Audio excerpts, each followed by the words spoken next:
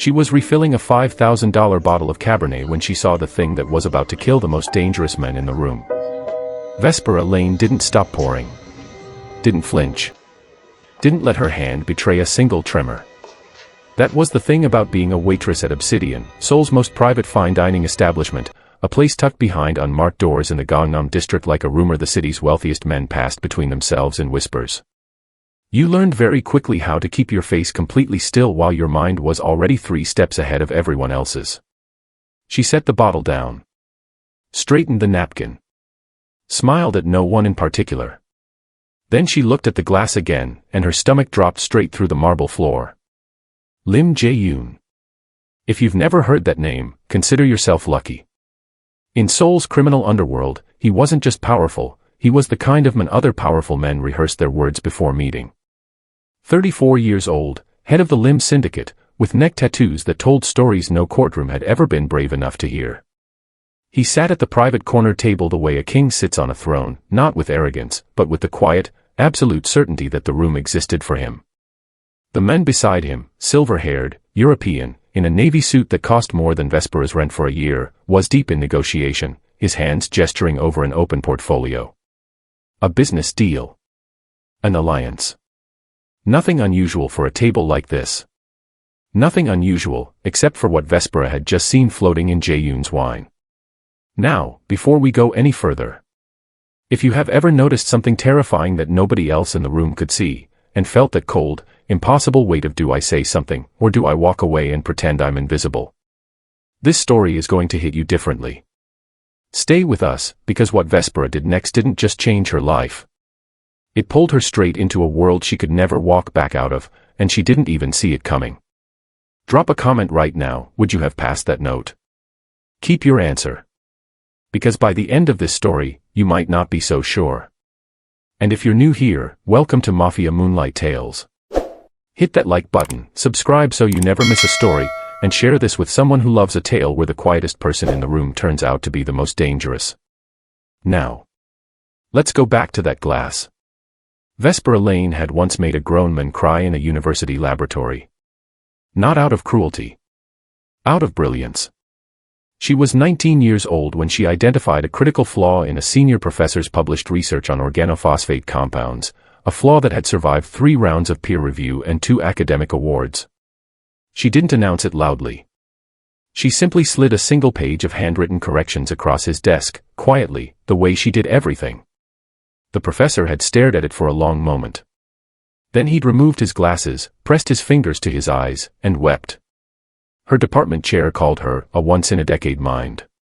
A pharmaceutical recruiter flew in from Zurich specifically to shake her hand. At 21, Vespera Lane was the kind of person that institutions built wings for. That was 4 years ago. Tonight, she was refilling bread baskets. The fall, when it came, hadn't been dramatic. There was no single explosion, just a slow, suffocating series of events that dismantled her life the way water dismantles stone. Quietly. Persistently. Without mercy.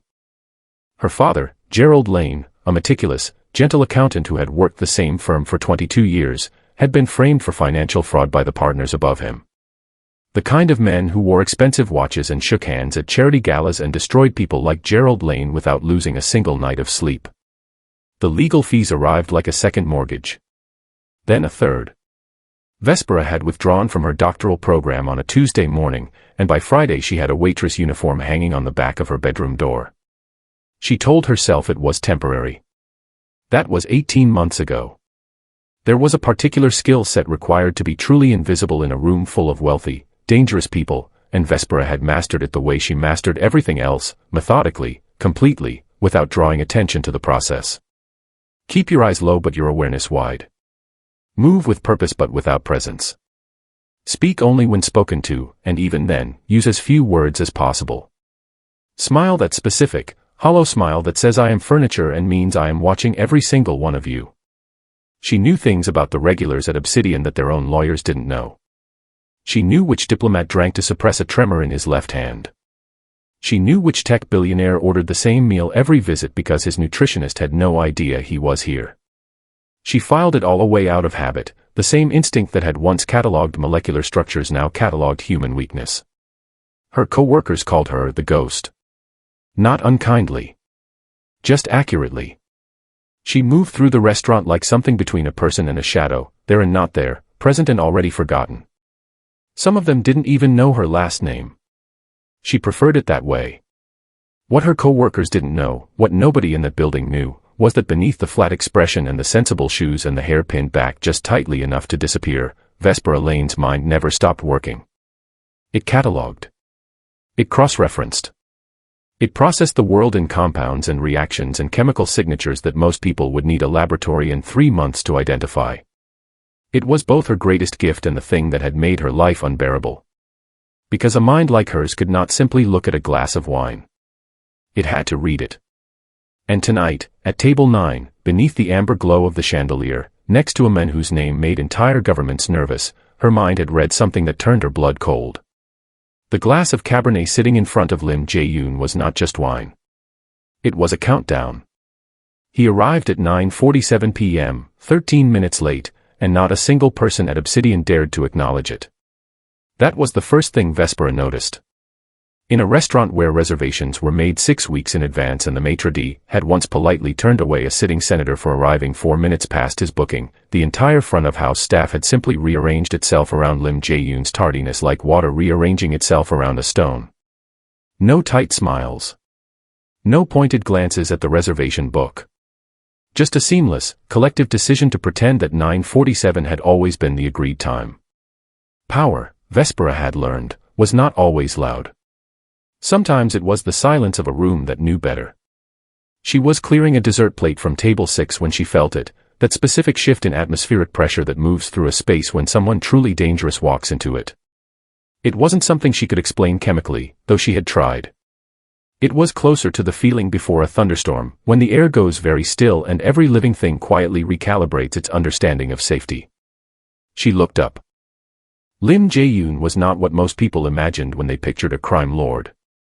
They imagined older men, heavy, loud, surrounded by obvious menace. He was none of those things.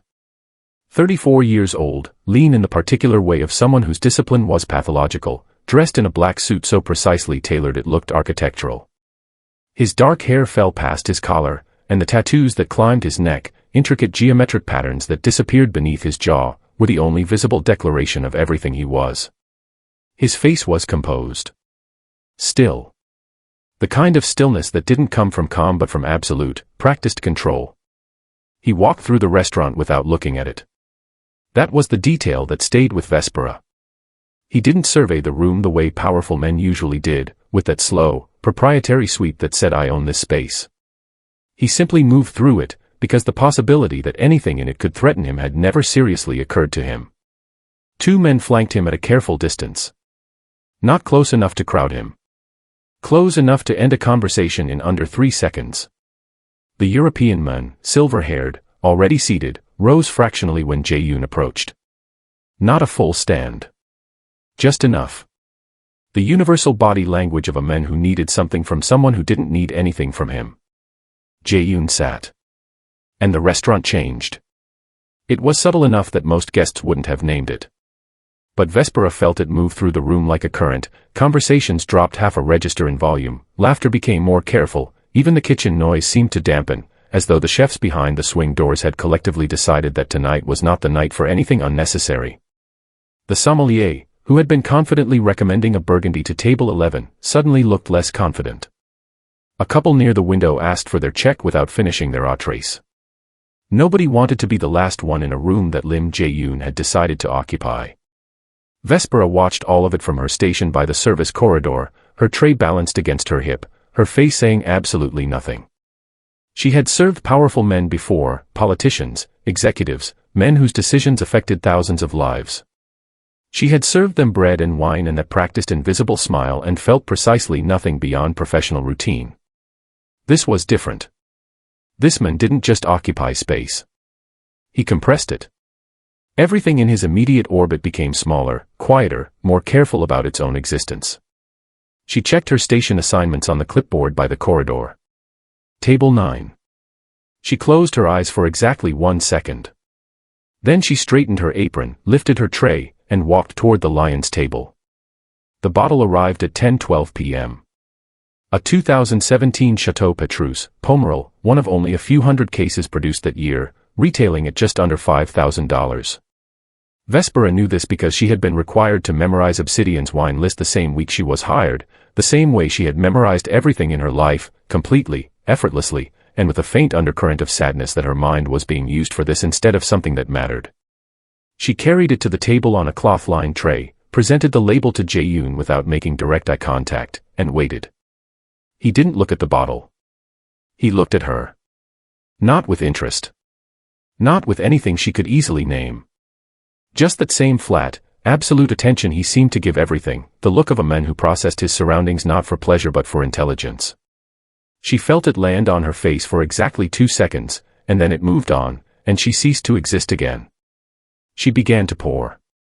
That was when she noticed the lieutenant. He was seated to Jae-Yoon's left, a lean, angular man in his late 30s whom she had mentally catalogued as Minho from the moment the group arrived. She had no name for him then, only an instinct, the kind that her chemistry training had sharpened into something close to a sixth sense, the instinct to notice what didn't belong. And Minho had not belonged from the start. He smiled too readily. He laughed a half-beat after the others. His stillness, unlike Jae-Yoon's, was performed, the stillness of someone suppressing movement rather than someone who had simply transcended the need for it. She was reaching across to refill the European man's glass when she caught it. A gesture so small, so smoothly executed, that it would have registered as nothing to anyone watching casually. Minho reached for the bread basket at the center of the table, and in the same fluid arc of his arm, his hand passed directly over Jae-Yoon's wine glass. A half second. A slight downward tilt of his fingers. Then his hand was back on the table, empty, resting casually against the linen. Vespera didn't stop pouring. She completed the refill, straightened, took one step back from the table. But her mind had already seized the moment and pulled it apart at the molecular level. She had seen the faint, oily disruption on the surface of the wine, a barely there iridescence, like the ghost of a fingerprint, spreading in a slow ring from the center of the glass outward. Most people would never see it. Most chemists would need better lighting. But Vespera had spent 14 months studying the behavioral properties of lipid-soluble compounds at a cellular level, and what she was looking at now detonated a specific, terrible recognition at the base of her brain. Widow's breath. The name surfaced from a research paper she had read 3 years ago, a classified toxicology study on synthesized neurotoxins derived from modified tetrodotoxin compounds. Tasteless. Odorless. Completely soluble in alcohol, which masked its already minimal chemical signature. Onset of paralysis within 12 to 15 minutes of ingestion, moving from the extremities inward, shutting down the respiratory system with a clinical efficiency that mimicked cardiac arrest so precisely that only a forensic toxicologist running a specific panel would ever find it. It was not a weapon of passion. It was not improvised. It was the work of someone who had planned this with cold, surgical patience. Vespera set the bottle back on the tray. Her hands were perfectly steady. She had trained them to be. But beneath the surface of her composure, every system in her body had shifted into a state she recognized from the lab, that particular, electric clarity that arrived only when the stakes of an experiment became irreversible. Jae-Yoon reached for his glass. She had perhaps 90 seconds to decide what kind of person she was. She made the decision the way she had always made the most important ones, not with courage, but with logic. Courage implied a choice between fear and action. What Vespera experienced in those 90 seconds was something colder and more precise than that.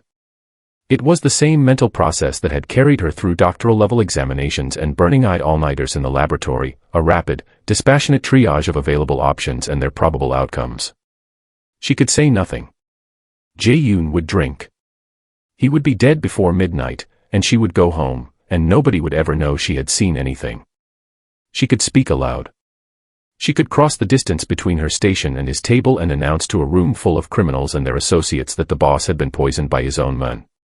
She ran that scenario to its conclusion in approximately 4 seconds and discarded it completely. Or she could write a note. She was back at the service corridor in 8 steps. She kept a small order pad in the front pocket of her apron, the kind with a cardboard backing, regulation issue, the sort of unremarkable object that existed in such quantities in a restaurant that nobody ever truly saw one. She tore a single sheet free. Borrowed a pen from the station counter without looking at whose it was. She wrote 4 words. Your drink is lethal. She folded it once. Pressed it flat against her palm.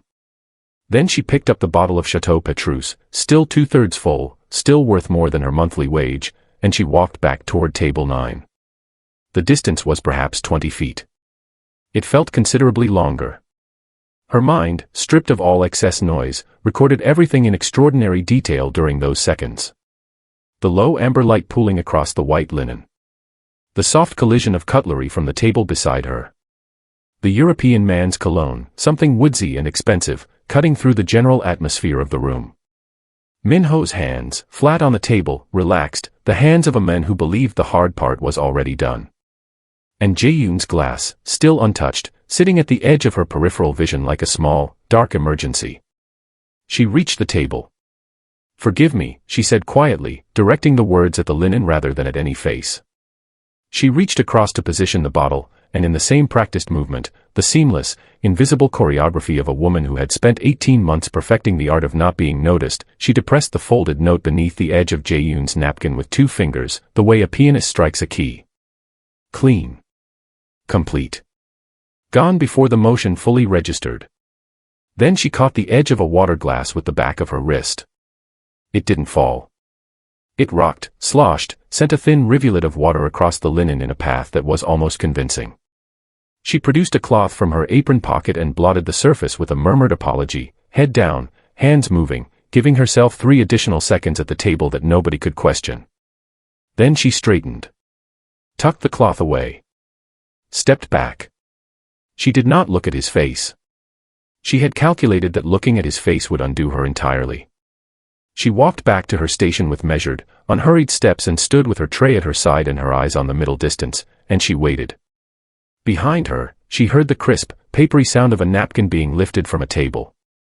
Then silence. Not the ambient silence of a busy restaurant finding a quieter moment, but a different quality of silence altogether. The silence of a very dangerous man reading 4 words and going completely, absolutely still.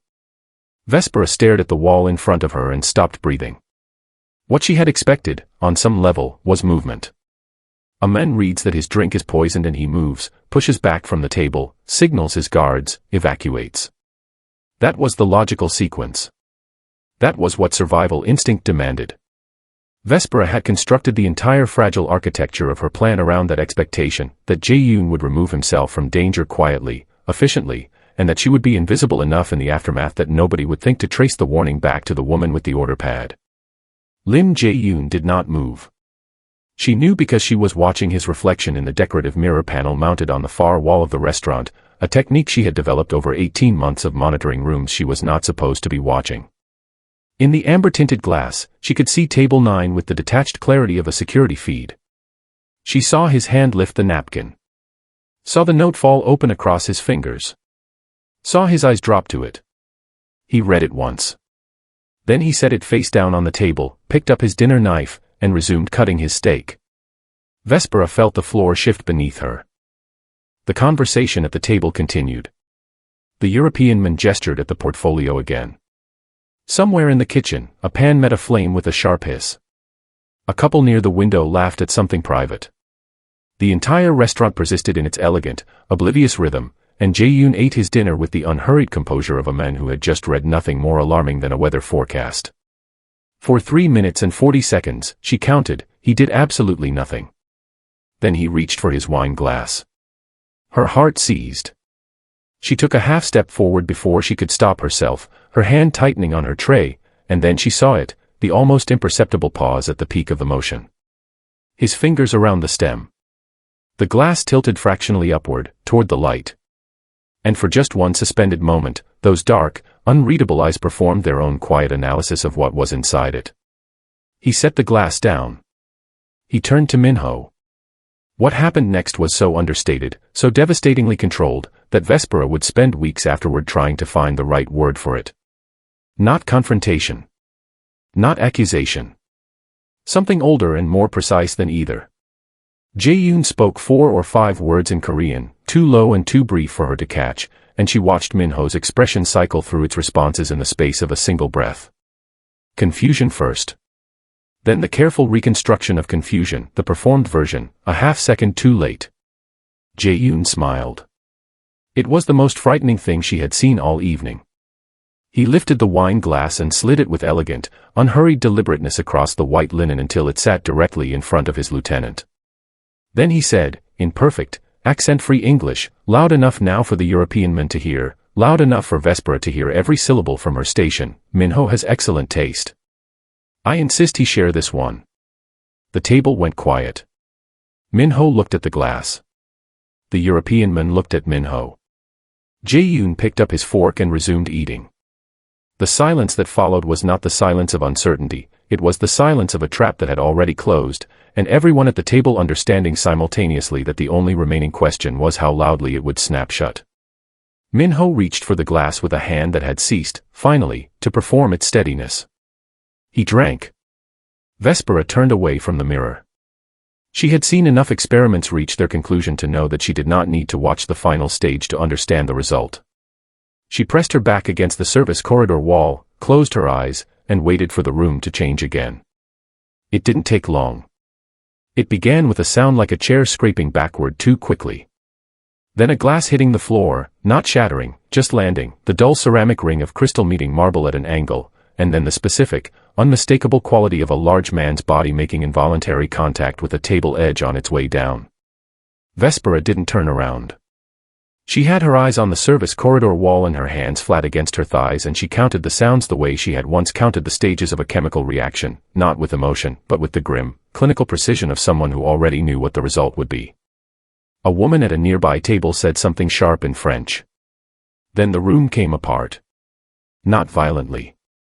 There was no screaming, no stampede. Obsidian's clientele was far too composed for that, too accustomed to being seen in public, too aware of their own names to surrender to open panic. What happened instead was a rapid, elegant deterioration of pretense. Conversations stopped mid-sentence. Chairs were pushed back with careful urgency. A man in a gray suit near the entrance produced a phone and immediately put it away again, as though reconsidering who he could possibly call in a room like this. Jae-Yoon's two guards materialized at the table with a speed and silence that suggested they had been anticipating this moment far longer than anyone else in the building. One crouched beside Minho's collapsed form with practiced efficiency. The other positioned himself at Jae-Yoon's shoulder, and Jae-Yoon himself stood slowly, buttoning his jacket with one hand, surveying the room with the expression of a man taking a mild professional inventory. He said something quietly to the guard. The guard nodded and moved toward the entrance. The doors were closed within 45 seconds. Nobody left. Vespera was still at her station when the manager found her. His name was Renaud, a precise, silver-haired Belgian man who ran Obsidian with the emotional temperature of a Swiss watch and who had, in 14 months, never once raised his voice at any member of his staff. He raised it now, though barely, just enough for her to understand that the careful architecture of his composure had cracked straight through. He took her by the elbow and steered her toward the back office with the focused urgency of a man moving a problem from one room to another before anyone could see it clearly. I don't know what you did, he said, in the low, furious register of someone who absolutely believed they knew exactly what she had done, and I am not asking. I am telling you that as of this moment, your employment here is concluded. I didn't. Your final payment will be processed by Monday. He released her arm. Straightened his jacket. The Swiss watch was reassembling itself in real time. I am going to ask you to collect your things from the locker room and use the service exit. I am going to ask you to do this quickly and without speaking to anyone, and I am going to ask you not to discuss this establishment with anyone who may contact you in the coming days. He looked at her then, really looked, for perhaps the first time in 14 months, and she saw something move briefly across his face that was almost, but not quite, guilt. I am sorry, he said. Then he turned and walked back toward the dining room and the wreckage of his evening. Vespera stood alone in the narrow hallway outside the back office for a long moment. Then she retrieved her coat from the locker room, pushed through the service exit, and stepped out into the rain. She had been inside for 6 hours and 14 minutes. She had earned exactly $112 in tips. She had saved the life of the most dangerous man in the city. She turned up her collar and started walking. The rain in Seoul at midnight had a particular quality to it, not the dramatic, cinematic downpour of storm systems, but something more patient and relentless, the kind that didn't announce itself and didn't apologize and simply persisted until everything it touched was thoroughly, irreversibly soaked. Vespera walked through it without hurrying. There was no practical reason to hurry. She had no job to return to, no shift tomorrow morning, no reason to set an alarm. The realization hadn't fully arrived yet. It was still orbiting the edges of her consciousness, waiting for a quieter moment to land, and in its absence she felt oddly, dangerously calm. The rain hit the back of her collar and ran down her neck, and she let it, because the cold was specific and real and required no interpretation, and right now specific and real were the only things she trusted. She had been walking for 7 minutes when she heard the car. Not the sound of traffic. She had been navigating that since the service exit, the late-night current of taxis and delivery vehicles that moved through this part of Gangnam with brisk, indifferent purpose. This was different. A single engine, large and very quiet, moving at precisely her pace. Keeping distance. Patient. She didn't stop walking. She had calculated this possibility during the 11-minute wait in the locker room while she retrieved her coat and counted to a reasonable number and reminded herself, methodically, that panic was a chemical response and chemical responses could be managed. She had calculated that a man like Jae-Yoon would not leave a loose thread unexamined. She had calculated that she represented, at minimum, a liability, a civilian witness to an assassination attempt, to its outcome, and to whatever cold mathematics Jae-Yoon had performed in between. She had calculated the probability that the car behind her contained someone whose job was to ensure a permanent silence. She had decided, somewhere around the 4th block, that running would not improve those odds. The car eased to a stop beside her. The rear window descended. Lim Jae-Yoon was not looking at her with the expression of a man who had authorized her death. She had studied enough human fear responses to understand what anticipatory violence looked like in a person's posture, in the set of their hands, and what she saw instead when she turned to face the open window was something that surprised her far more than danger would have. He was studying her with what she could only describe as scientific interest. "Get in," he said. Not a threat. Not quite an invitation.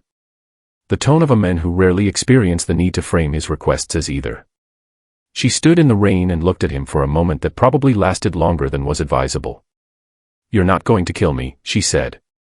It came out less like a question and more like a hypothesis she was testing aloud.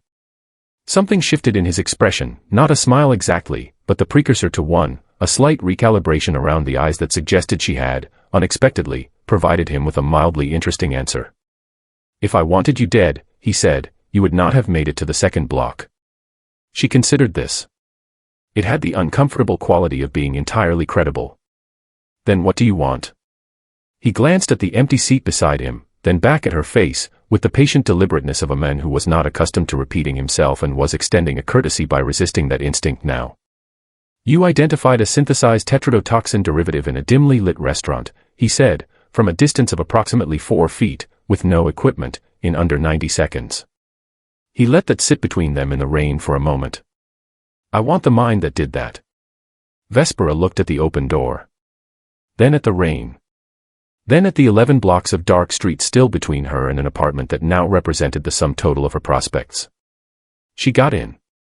The facility was not what she had imagined during the 40-minute drive through rain-slick streets. She had imagined something underground. Something that smelled of damp concrete and consequences, with the specific aesthetic of a place designed to discourage questions. What she found instead, when Jae-Yoon's car pulled into the basement level of a glass residential tower in Mapogu, was a laboratory that made her former university department look like a secondary school supply room. It occupied the entire sublevel, clean, climate-controlled, and arranged with a precision that suggested the person who had designed it understood the difference between a functional laboratory and a performative one. Mass spectrometer. High-performance liquid chromatography system. A full toxicology workstation with sample isolation capability. Refrigerated compound storage along the eastern wall, neatly indexed. The lighting was calibrated, not the harsh fluorescent brutality of most labs, but a balanced, full-spectrum white that rendered color and texture with complete accuracy. Vespera stood in the doorway for a long moment and said nothing. "You've used a Bruker before," Jae-Yoon said behind her. It was not a question. "My doctoral research ran on one for 2 years.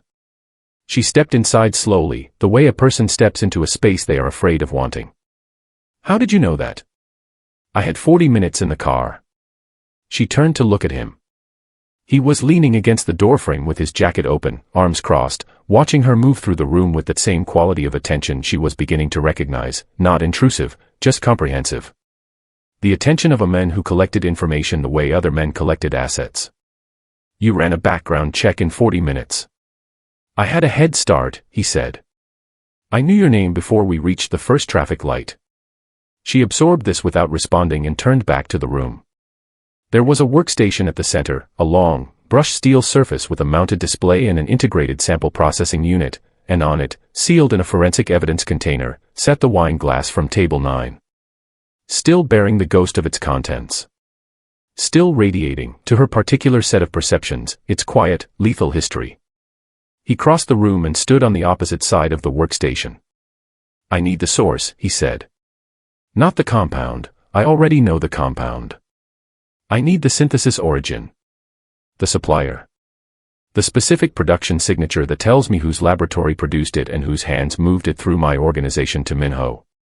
Synthesis origin identification from a residual sample, Vespera said, processing the request with the automatic, forward-leaning instinct of a problem she already knew how to approach. Depending on the degradation rate and the alcohol's effect on the compound's integrity, I might have enough for isotopic ratio analysis. If the precursor chemicals carry regional signatures, and with a modified tetrodotoxin derivative they likely will, I can potentially trace the production batch to a geographic origin within a reasonable margin. She stopped herself. Looked up. Jae-Yoon was watching her with an expression she had not yet seen on his face. Not the cold, assessing intelligence of the restaurant. Not the surgical composure of a man managing a crisis. Something quieter than either, a focused, almost careful attention that she recognized, with a start, as the expression of someone listening to a person they consider their equal. It lasted only a moment. Then the familiar stillness resumed. How long? He asked. 48 hours. Maybe less if the sample integrity held. He nodded once. Moved toward the door. There is an apartment on the 14th floor. Your keycard is on the desk by the entrance. He paused at the threshold, his back to her. Your father's legal situation will be reviewed by my attorney this week. The sentence landed in the room like something dropped from a significant height. She stared at his back. I didn't agree to work for you. No, he said, without turning around. But you walked into my laboratory and immediately started solving my problem. He left. Vespera stood alone in the silence of the finest laboratory she had ever occupied and looked at the wine glass in its sealed container. Then she pulled her hair from its pin, rolled up her sleeves, and sat down. She had 48 hours. She intended to need far fewer than that. She finished in 31 hours. Not because she pushed herself beyond reasonable limits, though she did, surviving on black coffee from the kitchen of the 14th floor apartment and 4 hours of sleep taken in 2 precise installments, but because the sample, against reasonable expectation, had held. The alcohol had slowed the compound's degradation rather than accelerating it, preserving enough molecular architecture for the spectrometer to perform a clean isotopic ratio analysis on the tetrodotoxin precursors. The data came back in layers, each one narrowing the geographic and chemical signature like a lens rotating slowly into focus. By the 19th hour she had a regional origin. By the 24th she had a production methodology distinctive enough to cross-reference against known synthesis patterns in the toxicology literature she had memorized during her doctoral years. By the 31st, she had a name. She printed the findings, clipped them into a document folder she found in the workstation drawer, and called the number Jae-Yoon's driver had entered into the phone left on the apartment desk. He arrived 20 minutes later. He was dressed differently than she had seen him, dark trousers, a gray shirt with the collar open, no jacket. It was the most unguarded she had observed him, and paradoxically it made him look more dangerous, the way a sheathed blade looks less threatening than the same blade in a man's hand. He sat across from her at the workstation without preamble and she opened the folder and walked him through it the way she had once presented doctoral findings to a panel of senior academics, methodically, without decoration, letting the data carry the argument. The synthesis signature belonged to a laboratory operating out of a pharmaceutical front company registered in Incheon. The isotopic ratios of the precursor nitrogen compounds indicated a specific filtration process patented by a chemical engineer named Park Sung-jin, who had disappeared from legitimate research employment 3 years ago and whose current activities, she noted, were not her area of expertise but were presumably his. The production batch she had isolated was one of at minimum 6, based on the standardization markers in the compound's structure. Meaning the attempt on Jae-Yoon's life was not improvised. It was a product. It had been manufactured, inventoried, and distributed with the same logistical deliberateness as any other commodity. She closed the folder. Jae-Yoon had not interrupted her once during the presentation. He sat with his forearms on the workstation surface and his eyes on the documents, and when she finished he was quiet for a long moment in the way of someone not processing information. He had processed it in real time, she suspected, about 4 sentences ahead of her throughout, but composing a response appropriate to the weight of what he had just received. Park Sung-jin, he said finally. The methodology is distinctive enough to hold up to independent verification, she said. If you need a second. I don't. He closed the folder. Looked at her directly. Your father's case. The partners who framed him, Elliot Crane and David Mercer of Crane Mercer Financial. She went very still. I'm familiar with the situation, he said, which, delivered in that tone, meant something considerably more than familiarity. Their primary legal leverage against your father involves 3 financial documents they claim he falsified. Those documents will develop inconsistencies within the week. Inconsistencies significant enough to redirect the investigation toward their origin. The room was very quiet. That isn't protection, Vespera said carefully. That's a transaction. Yes, he agreed, without apology. She looked at the folder between them. At the laboratory around her. At the men across the workstation who had, in 31 hours, taken the entire ruined architecture of her life and restructured it around a single pivot point, her own competence. And in exchange, she said. You already know the answer to that. She did. She had known it since she got into the car. Perhaps since she wrote the note. Perhaps since the moment she looked at a glass of wine and read it like a sentence and understood, with the particular clarity of someone who had been underestimated their entire life, that the knowledge inside her was worth more than anyone in her previous world had ever allowed her to believe. I have conditions, she said. For the first time since she had met Lim Jae-Yoon, something in his expression opened, just slightly, just enough, into what she could only describe as genuine interest. I expected nothing less, he said. Here is what the story of Vespera Lane is not about. It is not about a woman who fell into the orbit of a powerful man and was saved by his influence. It is not a story about crime being glamorous, or dangerous men being redeemable, or the criminal world offering something that the legitimate one cannot. Those are comfortable distortions, and Vespera Lane was, above everything else, a person who refused to distort what she observed in order to make it easier to look at. This is a story about knowledge. What it costs to carry it. What it costs to use it. And what it costs, most of all, to suppress it when using it frightens you. Consider the moment at the service corridor wall. Vespera standing with her back against the plaster, her tray at her side, watching a man she had never met reach for a glass that would kill him within the hour. She had every practical reason to do nothing. She was already invisible. She had spent 18 months perfecting that invisibility, constructing it brick by careful brick as protection against a world that had already demonstrated its willingness to dismantle her. Speaking meant being seen. Being seen meant becoming part of something she had not chosen and could not control. She wrote the note anyway. Not because she was unafraid. The fear was there, she had felt it move through her hands during the 20-foot walk to the table and she had not pretended otherwise, even in the privacy of her own mind. Fear is not the absence of courage. Fear is the condition under which courage becomes necessary. Without it, intervening costs nothing and therefore means nothing. It was precisely because Vespera was terrified that her decision carried weight. It was precisely because she could see every way the situation could destroy her that choosing to act regardless became the most defining thing she had ever done. This is the first lesson: specialized knowledge is not a passive possession. It is an active responsibility. What you know, genuinely, deeply, through years of discipline and sacrifice, connects you to moments that other people move through unseeing. You cannot unknow what you know. And the question that knowledge eventually forces upon every person who carries it seriously is not can I help, but will I? The second lesson lives in the 18 months before the restaurant. Vespera invisible. Vespera folding herself down to the dimensions of an apron and a practiced smile and a mind she was using for breadbasket rotations and wine list memorization.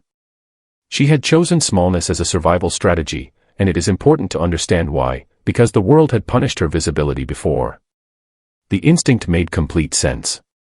And it was also, quietly and persistently, costing her everything that made her who she was. Invisibility is a choice. It presents itself as protection and it functions, for a time, as exactly that. But protection and diminishment, sustained long enough, become indistinguishable from each other. The ghost in the apron was safe. She was also disappearing. These things were connected. Being invaluable, it turns out, cannot be hidden indefinitely. It surfaces. It finds its moment with the particular patience of anything true. The question is only whether you are the one who chooses the moment, or whether the moment chooses you. Vespera's did not arrive the way she would have planned it. It arrived in a dimly lit restaurant, in a glass of poisoned wine, in the 90 most terrifying seconds of her life. And she met it not with the confidence of someone who had been preparing herself, but with the reflex of someone who had never, despite every effort, managed to stop paying attention. Observation is not a passive act. It is the foundational discipline of every field that matters: science, medicine, law, leadership, human connection. The capacity to look at the world as it actually is, rather than as it is convenient for it to be, is rarer and more valuable than almost any credential that can be conferred by an institution. Vespera Lane looked at a glass of wine in a crowded room and saw what it actually contained. Then she did something about it. She had spent 4 years being told her mind was too much. Too precise. Too observant. Too unwilling to accept the comfortable answer when the accurate one was available. She had been managed and marginalized and ultimately discarded by a world that found her competence inconvenient.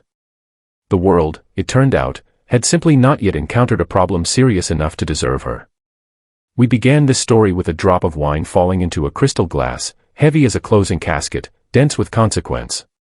We ended here, with a woman sitting across from the most dangerous men in the city, her findings on the table between them, her conditions unspoken but already forming, her father's case already shifting toward justice in the unseen machinery of a world that operated by different rules than the one that had failed her.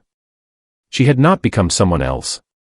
She had not been rescued or transformed or remade by circumstance. She had simply, finally, been placed in a room where the full dimensions of who she already was were no longer too large for the space. The ghost in the apron had not disappeared. She had merely been waiting, with the patience of someone who understood the slow, irreversible chemistry of things, for the right conditions to become visible.